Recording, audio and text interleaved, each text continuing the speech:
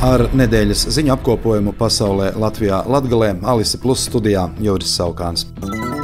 Aizvadītā nedēļa Eiropā iezīmējās ar virkni dažādu protestu akciju, sākot jau ar pagājušo svētdienu, kad divas protestētājas Parīzes Luvrā daudzcietušās Da Vinči Monas Līzas aizsargs stiklam uzgāza zupu, un tālāk pa dienām. Pirmdien, protestējot pret valdības plāniem samazināt subsīdijas lauksaimniecībai, Vācijā simtiem zemnieku ar traktoriem bloķēja piekļuvi galvenajām ostām. Kopš pirmdienas traktori un siena ķīpas liedza autovadītājiem iebraukt Parīzē pa vairākiem galvenajiem ceļiem. Protesta akcijās piedalījās ap 1000 lauksaimnieku ar 500 spēkratiem. Somijā arotbiedrības trešdien sāka 3 dienu streiku, iesaistot ap 300 000 strādājošo un radot būtiskus traucējumus somu ikdienas dzīvē.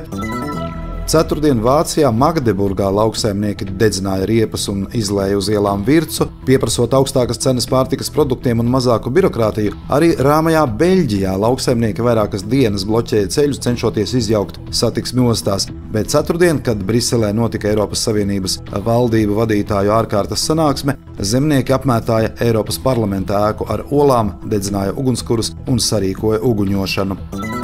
Trešdien pie Lietuvas valdības nama notika lauksaimnieku pikets. Kopš otrdienas Viļņas centrā ir ap 1300 traktoriem un citas tehnikas.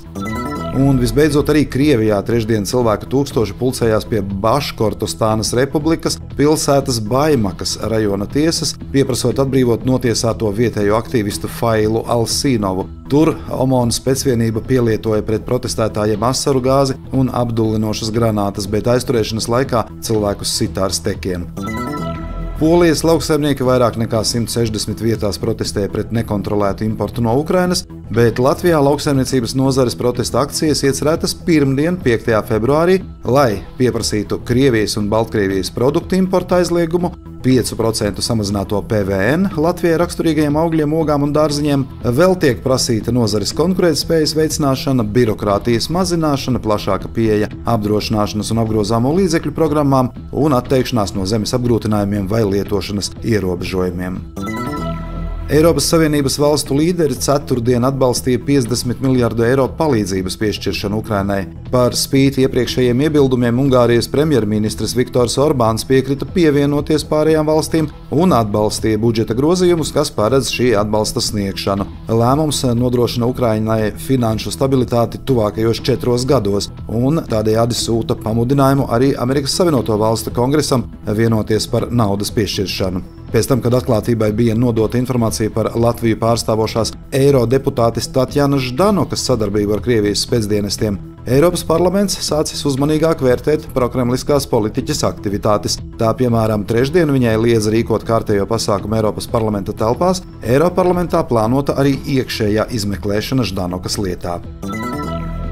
Finanšu ministrija 5 miljonu eiro aizdevumu Rēzeknei ir gatava piešķirt, bet ar stingriem nosacījumiem. Budžeta kļūdu labošana tiek gaidīta no deputātiem. Astādinātais domes priekšsēdētājs Aleksandrs Bartaševičs no Kopā Latvijai šonedēļ izplatīja atklātu vēstuli, kurā Rēzeknes finanšu problēmās apsūdzēja ministrus, valdošās partijas un pašvaldības opozīciju, bet paša atbildību nepieminēja. Vēl šonedēļ Covid-19 un citu akūtu augšējo elpceļu infekciju monitoringu rezultāti uzrādīja vidēji strauju gripas saslimstības pieaugumu. Smagāk klājas Ventspilī, bet slimo arī Rēzeknē un Daugavpilī. Valsts policija šonedēļ stāstīja par kādā Latgales viensētā atrasto metamfetamīna laboratoriju, kas bija saražojusi bīstamo preci 500 000 eiro vērtībā. Daugavpils sociālā dienesta vadītāja vietniece Rimma Vavilova šonedēļ aicināja daugavpiliešus palīgā, ziedojot nakts patversmei Šaurajā ielā 23 apģērbu un apavus gan sievietēm, gan vīriešiem. Katru nakti patversmē ierodas ap 30 cilvēkiem, lai ne tikai pārnakšņotu, bet arī lai saņemtu palīdzību no speciālistiem, kas palīdz risināt sociālas problēmas, piemēram, atjaunot dokumentus. Studijā ar nedēļas ziņu apskatu bija Juris Saukāns, par pasaulē Latvijā Latgalē saturu atbildsījā Alise Plus, projektu finansē Mediju atbalsta fonds no Latvijas valsts budžeta līdzekļiem.